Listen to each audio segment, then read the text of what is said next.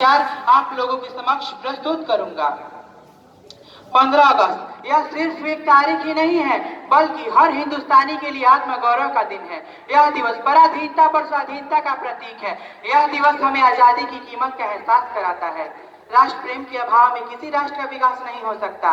राष्ट्र प्रेम का बखान करते हुए कहा गया है कि जो भरा नहीं है भावों से, जो भरा नहीं है भावों से बहती जिसमें रसधार नहीं, जो भरा नहीं है भावों से बहती जिसमें रसधार नहीं, वह हृदय नहीं पत्थर है, वह हृदय नहीं पत्थर है जिसमें स्वदेश का प्यार नहीं।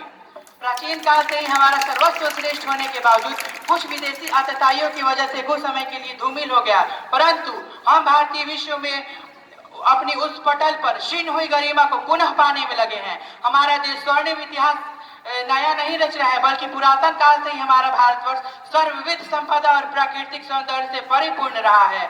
अयम निज परवेदी गणना लघु चेतसाम उदार चरितानाम तु वसुधैव कुटुंबकम, अर्थात वह अपना है वह पराया है, ऐसा छोटी सोच वाले लोग सोचते हैं। उदार चरित्र वाले हम भारतीयों के लिए पूरी पृथ्वी ही परिवार के समान है।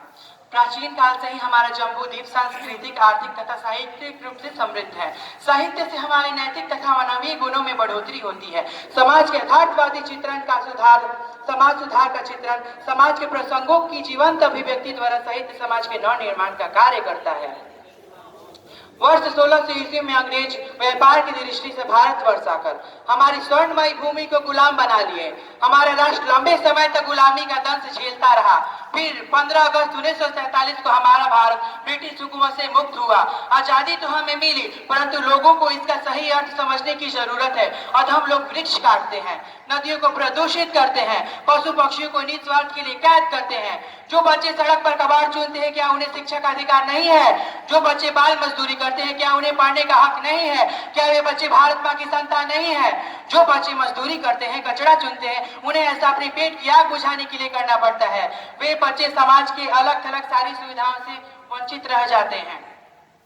अगर उन्हें भी सब सुविधाएं प्राप्त हो जो हमें और आपको मिल रही है, वे भी हमारी भांति अपने राष्ट्र का नाम ऊंचा करेंगे। हम सबको इस विषय पर विचारने की जरूरत है।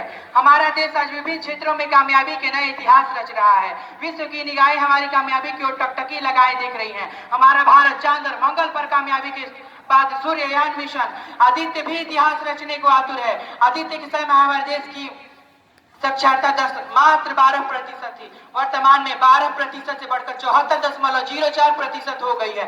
महिलाओं की शिक्षा स्तर में भी पहले की अपेक्षा वृद्धि हुई है। महिलाओं में नारी चेतना का विकास हुआ है। हमारे भारत को G20 की मेजबानी का सौभाग्य प्राप्त हुआ है। यह हम सभी के लिए हर्ष की बात है।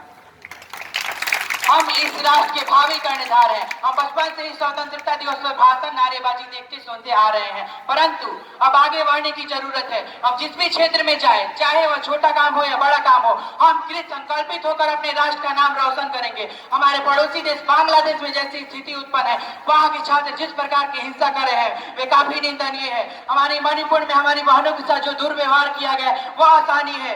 मैं, आप, हम सब प्रण लेगी चाहे परिस्थिति कैसे भी, हम सब मिलकर शांतिपूर्वक समाधान करेंगे और देश को आगे बढ़ाने में योगदान देते रहेंगे। इतना कहकर मैं अपनी वाणी को विराम देता हूँ। जय हिंद, जय भारत, धन्यवाद।